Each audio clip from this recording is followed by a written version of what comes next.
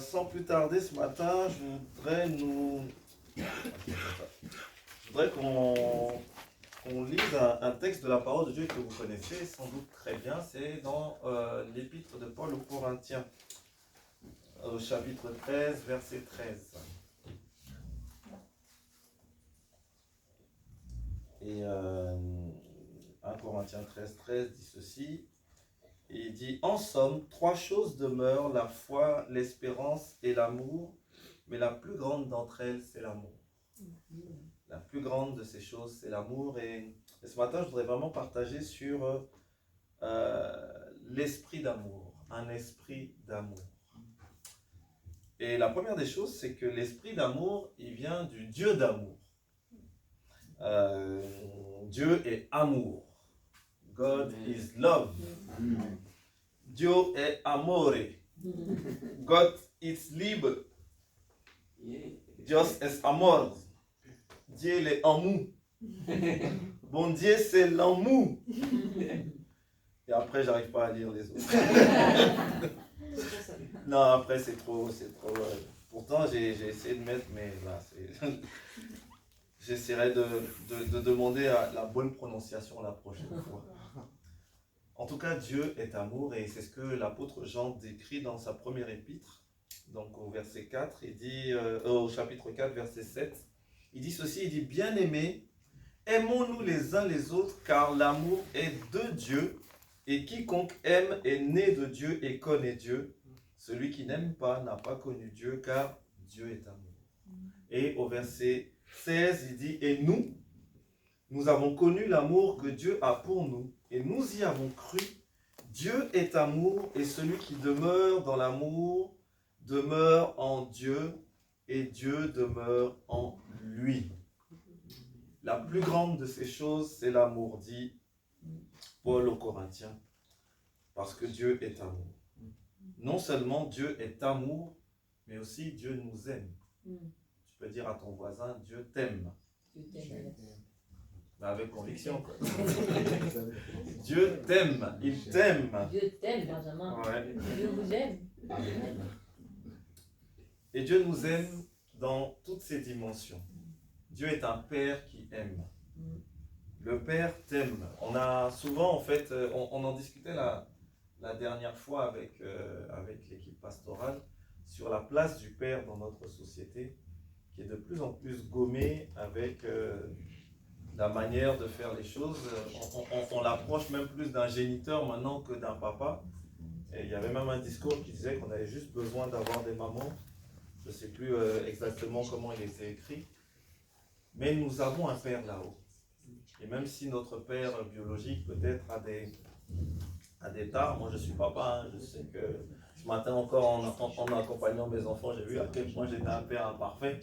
Mais je sais que Dieu m'aime. Et je sais que l'amour du Père est pour moi. Dieu nous aime parce que c'est lui qui a manifesté cet amour en premier. Il dit dans 1 Jean 4, encore au verset 10, voici en quoi consiste l'amour. Ce n'est pas nous qui avons aimé Dieu, mais c'est lui qui nous a aimés en premier. C'est un amour qui est prédestiné. Il dit, puisqu'il nous a aimés, il nous a destinés d'avance à être ses enfants qu'il voulait adopter par Jésus-Christ. Voilà ce que dans sa bonté, il a voulu pour nous. C'est ce que Paul dit aux Éphésiens. C'est un amour du Père, un amour éternel. Voici ce qu'il dit à Jérémie. Il dit, je t'aime d'un amour éternel. Jérémie 31, verset 3. C'est pourquoi je te conserve ma bonté. Tout à l'heure, on l'a chanté et puis José le disait dans sa prière, c'est un amour inconditionnel, l'amour du Père. Il dit, Paul aux Romains, car j'ai l'assurance que ni la mort, ni la vie, ni les anges, ni les dominations, ni les choses présentes, ni les choses à venir, ni les puissances, ni la hauteur, ni la profondeur, ni aucune autre créature ne pourra nous séparer de l'amour de Dieu. Cet amour, il est inconditionnel. Et je cite ces versets que vous connaissez sans doute, mais parce que en préparant, je me suis aperçu que ces versets ont vraiment un impact en fait. Lorsque on les prononce, lorsque on les médite, lorsqu'on veut s'en rappeler, on voit combien l'amour du Père est manifesté pour nous. C'est un amour qui est intentionnel. Parce que Dieu t'aimait, Dieu m'aimait avant même que je sache ce qu'est l'amour. Avant que je sache ce qu'est l'amour, Dieu m'aimait. Le psalmiste dit, quand je n'étais qu'une masse informe, tes yeux me voyaient. Et sur ton livre étaient inscrits tous les jours qui m'étaient destinés avant qu'aucun d'eux n'existât. C'est un amour qui est fidèle. Même si mon père et ma mère viennent à m'abandonner, l'Éternel m'accueillera. C'est un amour qui nous transforme en héritiers. Voyez de quel amour le Père nous a témoigné. Voyez quel amour, le Père nous a témoigné pour que nous soyons appelés enfants de Dieu, et nous le sommes. 1 Jean 3, verset 1. C'est un amour qui est tendre et patient. Parce que on en a besoin. Oui, tu es bon, Seigneur, et prompt à pardonner, riche en amour pour tous ceux qui t'invoquent. Psaume 86, verset 5. C'est un amour qui guérit. C'est un amour qui restaure. L'amour du Père. Le Père t'aime. Bien plus encore, l'amour du Fils prouve l'amour du Père. Parce que c'est un amour qui est incarné. Un amour qui sauve. Dieu a tant aimé le monde qu'il a donné son Fils unique afin que quiconque croit en lui ne périsse point, mais qu'il ait la vie éternelle. L'amour du Fils prouve l'amour du Père parce que le Fils est venu pour que le Père nous manifeste son amour. C'est un amour qui est éprouvé et qui est un amour qui est salvateur. Paul dit aux Romains, Dieu prouve son amour envers nous en ce que lorsque nous étions des pécheurs, Christ est mort pour nous. C'est un amour donc qui est prouvé par Christ. C'est un amour qui est égal à celui qui est éprouvé pour Christ. Il dit, et que le monde connaisse, Jean 17, verset 23, que tu m'as envoyé et que tu les as aimés comme tu m'as aimé. Dieu nous aime, Jean 17, verset 23. Dieu nous aime comme il a aimé Jésus pour l'envoyer. Jésus, qui était parfait dans son ministère terrestre, dans sa nature humaine. Nous qui sommes imparfaits, Dieu nous aime de cette manière-là. C'est d'ailleurs pour ça que lorsque nous allons, je le crois, nous présenter, et bien lui, il dira, mais non, mais moi j'ai déjà pris sa place. Son nom est inscrit dans le livre de vie. Dieu a prouvé cet amour-là. Et le Saint-Esprit aussi, parce que nous avons cette Trinité, le Saint-Esprit atteste l'amour du Père. Parce que ce n'est pas un esprit de timidité qui nous a été donné, c'est un esprit de force, d'amour et de sagesse. Ainsi donc l'amour de Dieu a été prouvé par Jésus-Christ et il a été attesté par le Saint-Esprit. Dieu nous aime et il nous envoie cet esprit d'amour. Paul disait aux Corinthiens que la grâce du Seigneur Jésus-Christ, l'amour de Dieu et la communion du Saint-Esprit soient avec vous tous. Je peux vous demander, faire un petit sondage pour demander comment Dieu a manifesté son amour envers vous, et chacun va me donner un témoignage très fort et très puissant. Et puis comme ça, on arrêtera même de partager le message parce que vous êtes des témoignages vivants de l'amour de Christ. Dieu a manifesté son amour. Moi, il a manifesté son amour envers moi lorsque j'étais très très loin de lui. Et il m'a arraché de la manière dont je vivais. Il a tout chamboulé. Et il a dit non, mais c'est parce que je t'aime. Et parfois, on est si prompt à refuser cet amour. Parce que nous, on a notre plan. Notre plan de carrière, notre plan de vie, notre manière de voir les choses.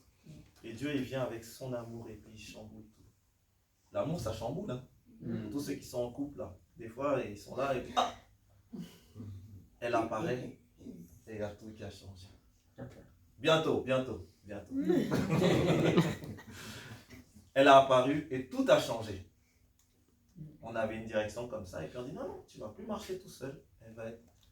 Et puis l'amour, ça transforme. L'amour du couple transforme. Le Saint-Esprit atteste donc l'amour du Père.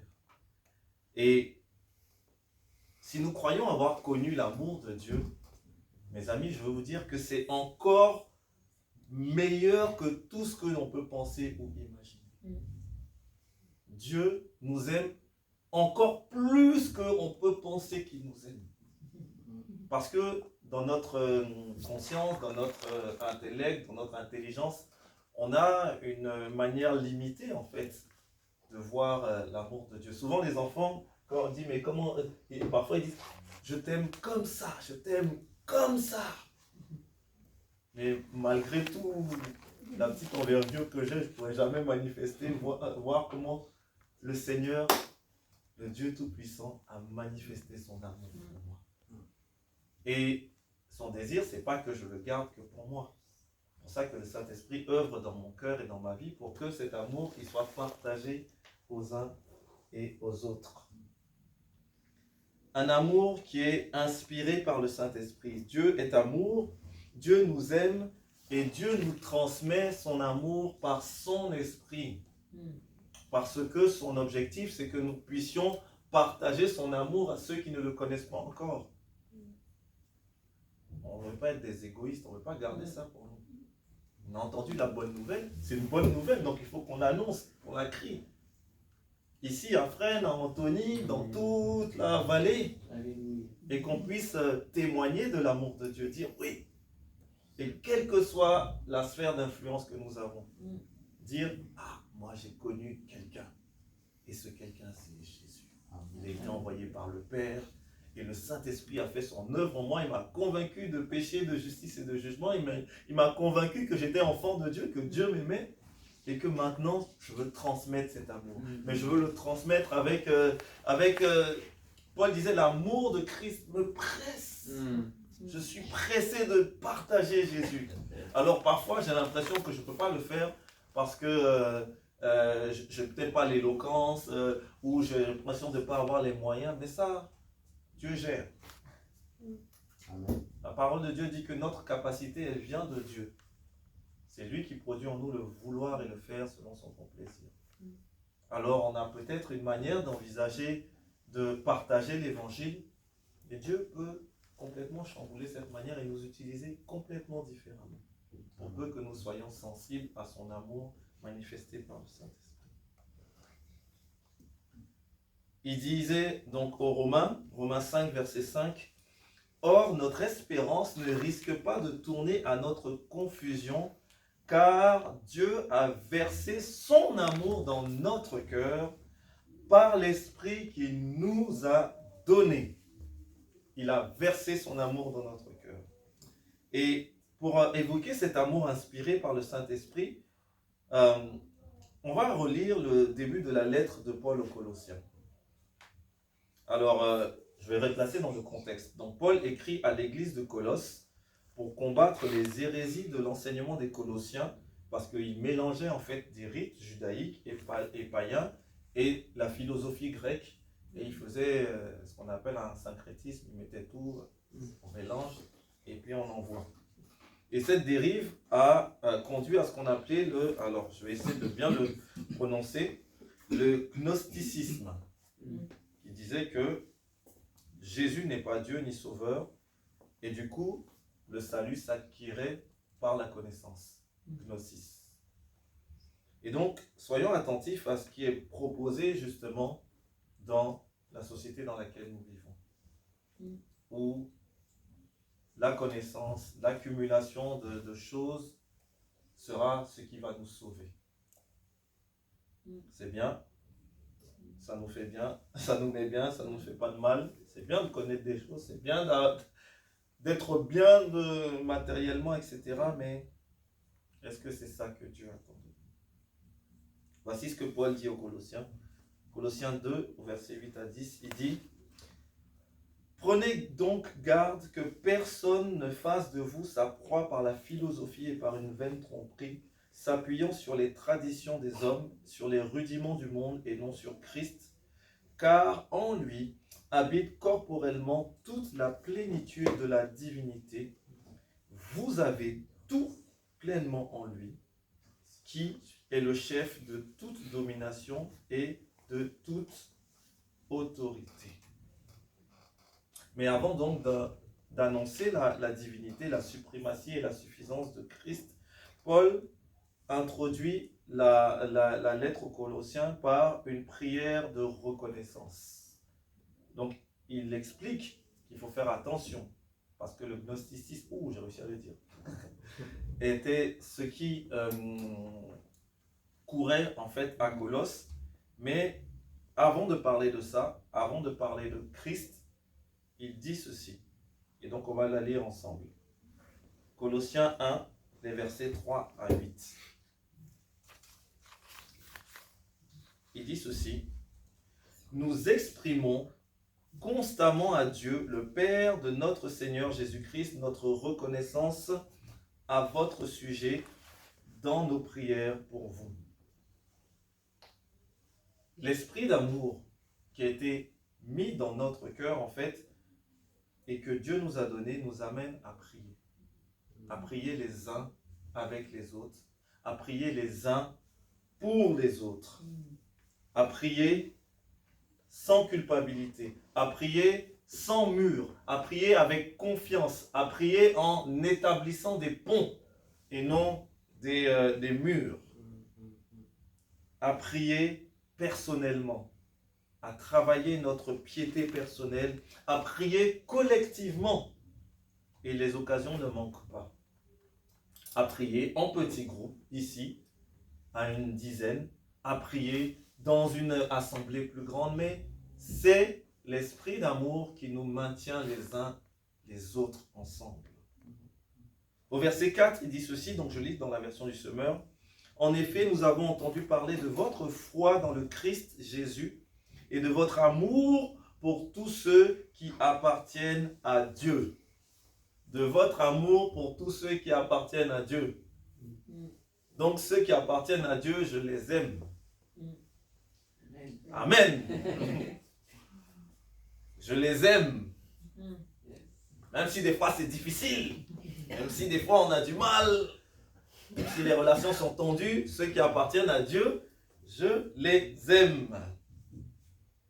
Et donc, comme Paul le dit pour les chrétiens de Colosse, je peux le dire aussi pour les chrétiens d'Oasis. Amen. Je connais votre foi et je connais votre amour les uns pour les autres. C'est un acte de foi déjà que vous êtes en train de poser en vous installant ici pour justement propager l'évangile. Vous avez vu, c'était année de miracle, 2023, c'est ça? Année de miracle. Et l'amour de Dieu va se manifester. Au verset 5, il dit ceci. Cette foi et cet amour se fondent sur ce qui fait votre espérance et que Dieu vous réserve dans les cieux. Notre espérance est une attente joyeuse et confiante du salut éternel.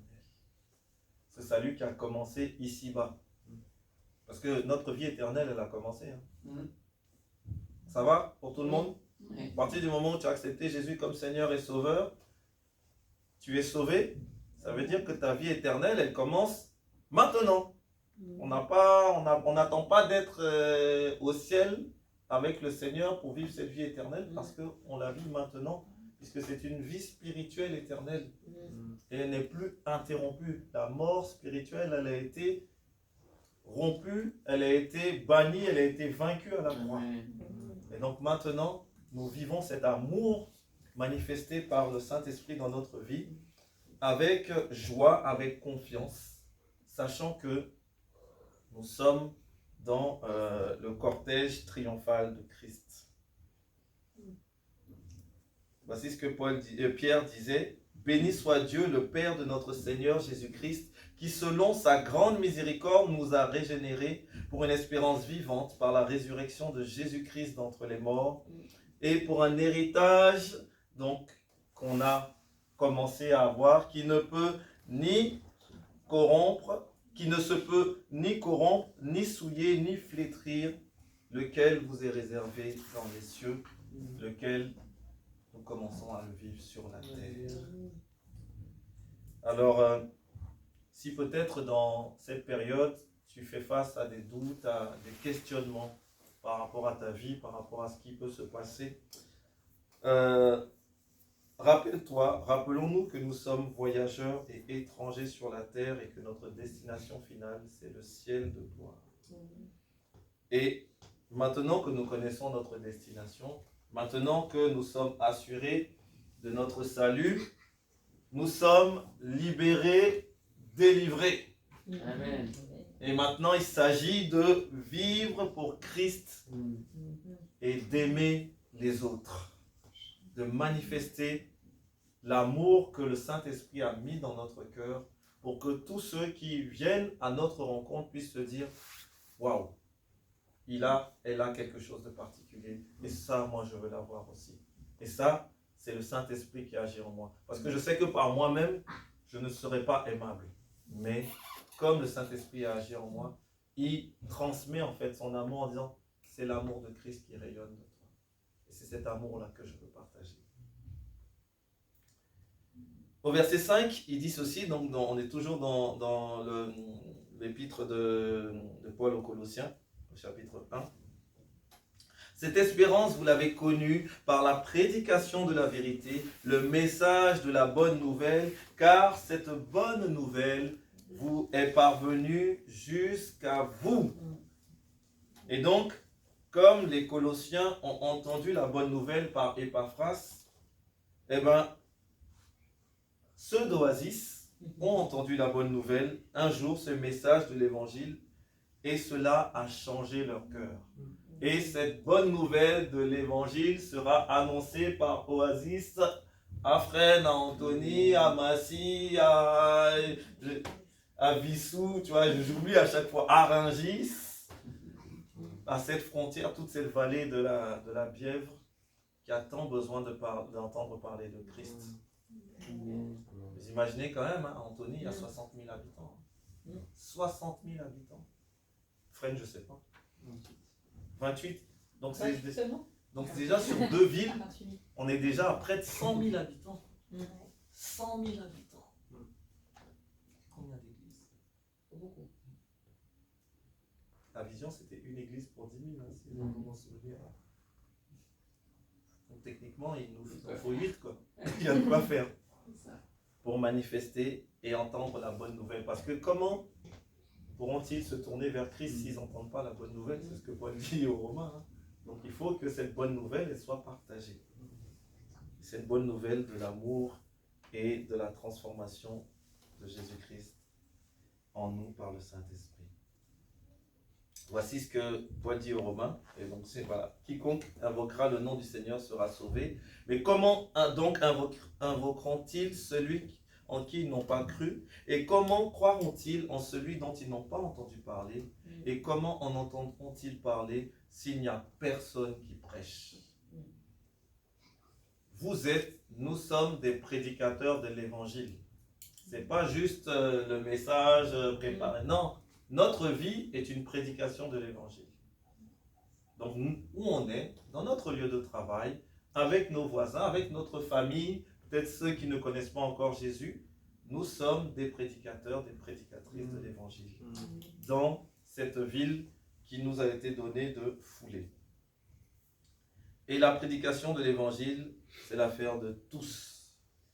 Alors, prends ta place. Encore plus dans une église, dans une œuvre naissante, il y a tellement de place, donc vas-y, prends ta place. Amen. Et la parole dit qu'ils sont beaux les pieds de ceux qui annoncent la paix, de ceux qui annoncent de bonnes nouvelles. L'évangile de paix, j'ai pris une autre version. Au verset 6, il est dit ceci, donc toujours dans Colossiens. Comme elle est aussi présente dans le monde entier, donc on parle de la parole, où elle porte du fruit et va de progrès en progrès, ce qui est également le cas parmi vous depuis le jour où vous avez reçu et reconnu la grâce de Dieu dans votre vie. L'objectif, c'est que notre vie, c'est que ta vie, c'est que ma vie porte du fruit dans l'amour. L'amour qui est d'ailleurs la première caractéristique du fruit de l'esprit. Le fruit de l'esprit, c'est l'amour. La parole de Dieu transformatrice fait son œuvre en moi et je bénis le Seigneur. Mais mon désir est que chacun d'entre nous, nous puissions continuer à grandir dans l'amour et dans la vérité. Parce que ceux qui croient au message de Christ voient clairement leur vie changer. Dans la relation qu'ils ont avec Dieu, dans la relation qu'ils ont avec les autres, dans leur attitude, dans leur caractère, dans leurs objectifs, dans leurs ambitions. Bref, l'amour de Dieu, comme je le disais tout à l'heure, vient et il chamboule tout. Et il nous aligne en fait sur le plan de Dieu pour notre vie. Jésus le disait lui-même, à ceux-ci, tous connaîtront que vous êtes mes disciples, si vous avez de l'amour les uns pour les autres. Et donc la question est la suivante. Dans quelle mesure notre vie, ma vie, ta vie, permet-elle à d'autres de connaître l'Évangile? C'est une question qu'on peut se poser tous les matins. Lorsque on a des entretiens, j'ai souvent deux questions que je pose à la personne qui a un entretien, qui vient me demander un conseil ou un accompagnement. La première, c'est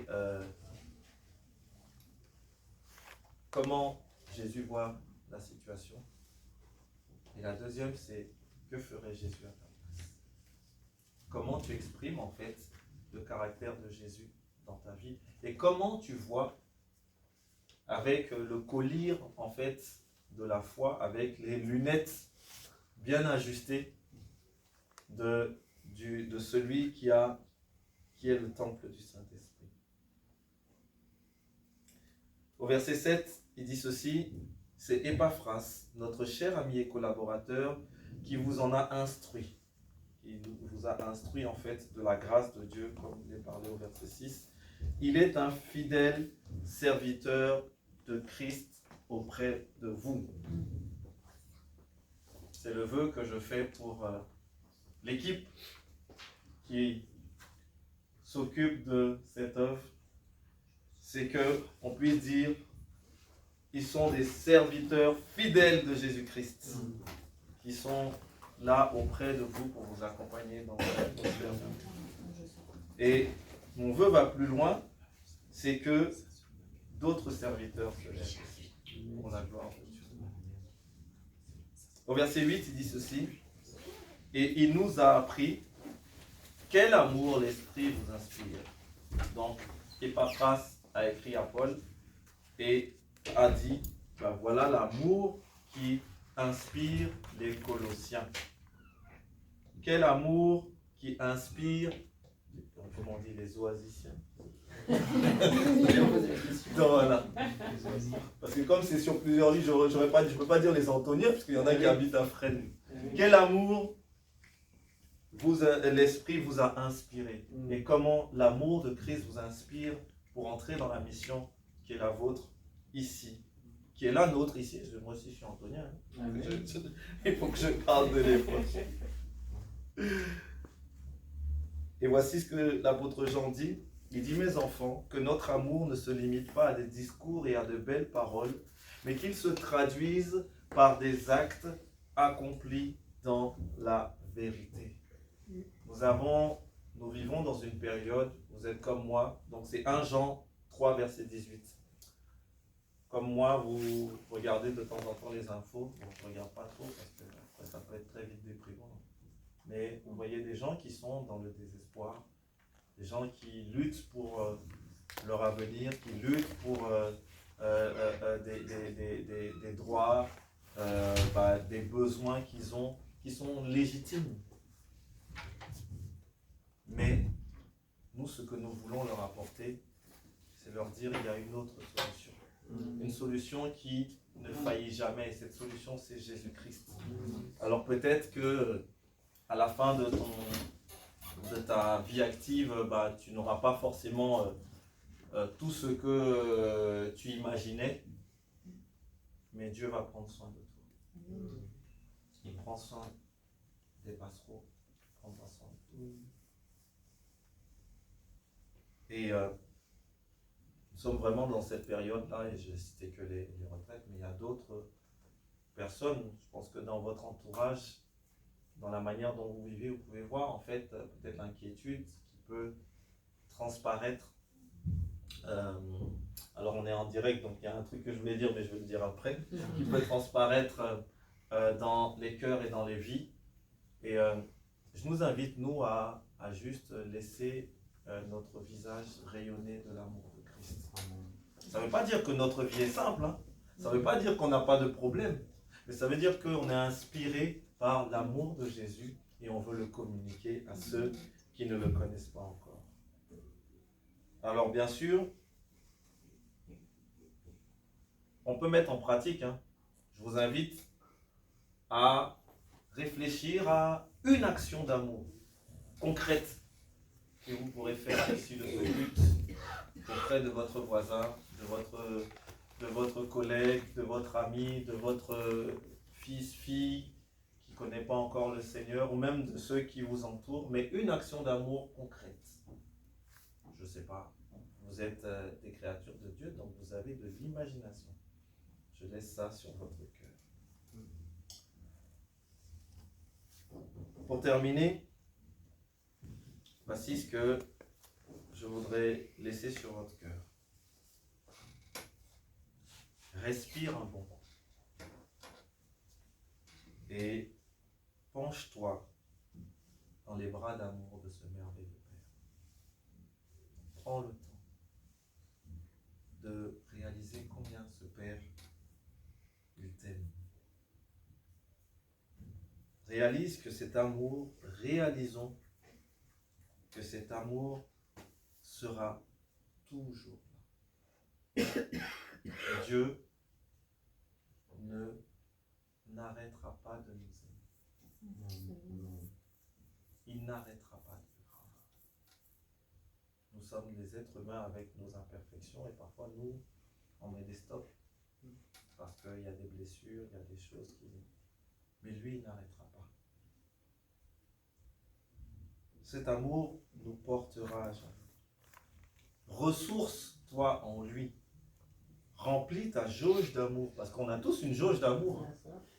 Il faut la remplir, ce réservoir d'amour.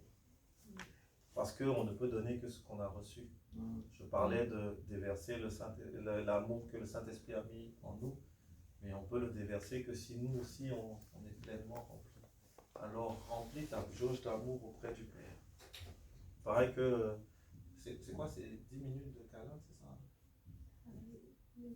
Ouais, non mais 10 minutes de câlin, ça fait, enfin en tout cas un câlin ça fait, c'est aussi bien que je sais pas quoi. Donc moi je suis nul dans toutes ces choses là, mais je sais que ça fait du bien, mais un bien fou. Donc laisse ton Dieu te câliner, pour que toi aussi tu puisses aller câliner les autres et leur dire voilà comment le Père t'aime. Et je vais terminer en citant un grand auteur qui s'appelle Jésus-Christ. Dans Jean 17 au verset 26, voici ce qu'il dit. Il dit, je leur ai fait connaître ton nom et je le leur ferai connaître afin que l'amour dont tu m'as aimé soit en eux et que je sois en eux. Autrement dit, si nous demeurons en Christ, si tu demeures en Christ, ta jauge d'amour ne sera jamais vide.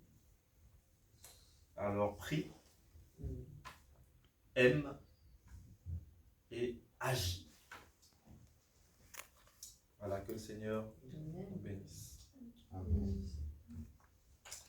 Seigneur, on veut te dire merci pour ta parole. Merci pour ton amour. Merci parce que il t'a plu bien avant la création du monde, dans ta préscience, de nous aimer. Avant même que aucune de nos cellules n'existe, tu savais que nous allions être créés. Et bien plus de créatures, tu as fait de nous des enfants d'adoption par ton Saint-Esprit qui est venu et qui a frappé à nos cœurs. Merci Jésus pour ton amour inconditionnel qui t'a conduit jusqu'à cette mort et cette résurrection. Merci d'avoir tenu tes promesses, d'envoyer le Saint-Esprit qui a déversé dans notre cœur cet amour. Je te prie vraiment que nous soyons remplis de cet esprit d'amour. Seigneur, dans cette période où il y a peut-être tant de désespoir, nous voyons, Seigneur, aussi un réveil et nous voulons te bénir pour cela. On voit des hommes et des femmes, des jeunes, Seigneur, remplis de ton amour, de cet esprit qui les pousse à prier pour que les nations se réveillent. Alors je te prie pour cela, pour que nous soyons animés de ton amour et que nous puissions, Seigneur, le partager, le déverser, le répandre comme tu l'as répandu dans notre vie. Je te prie, Seigneur mon Dieu, pour les cœurs, Seigneur, de mes bien-aimés ici présents. Peut-être qu'il y a quelque chose, un grain de sable, une scorie, quelque chose qui empêche, Seigneur, de voir combien ton amour est manifesté. Je te prie que tu puisses, Seigneur, par ton Saint-Esprit, parler au cœur, afin qu'ils ressentent, pas juste émotionnellement, mais spirituellement ton amour. Béni sois-tu. Merci pour, Seigneur, l'œuvre que tu fais, Seigneur, dans cette ville de Fresnes, dans cette ville d'Antony. Merci parce que tu vas souffler, Seigneur, de ton amour pour transformer les vies. Seigneur, nous voyons des hommes et des femmes hagards, Seigneur, les yeux, Seigneur, baissés, Seigneur, la tête penchée, Seigneur, et qui ont désespérément besoin de t'entendre parler, afin de relever la tête, d'être dans une espérance qui ne faillira jamais, d'être, Seigneur, dans une joie qui vient de toi, qui sera leur force. Je te prie, Seigneur mon Dieu, que, Seigneur, par cette œuvre, Seigneur, par cette église, par cette assemblée, par ces hommes et ces femmes, Seigneur mon Dieu, tu puisses toucher, Seigneur mon Dieu, rayonner, Seigneur mon Dieu, dans toute cette vallée, afin que ton amour, Seigneur mon Dieu, puisse se répandre, afin, Seigneur, que, Seigneur, le désespoir fasse place à une espérance, afin, Seigneur, que la colère fasse place à une paix, Seigneur, afin que l'inquiétude fasse place à une sérénité qui vienne de toi. Seigneur, je te prie au nom de Jésus. Amen. Amen.